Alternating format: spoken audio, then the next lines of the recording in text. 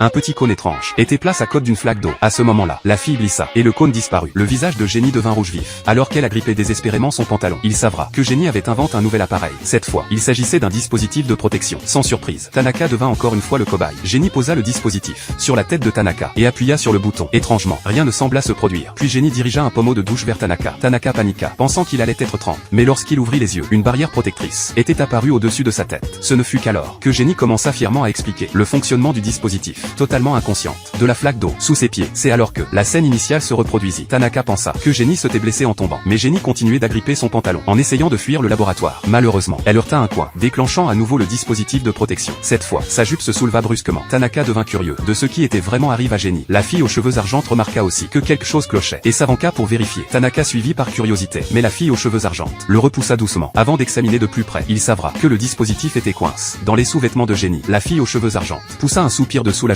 mais la curiosité de Tanaka était éveillée. Il voulait vraiment savoir ce qui était exactement coince.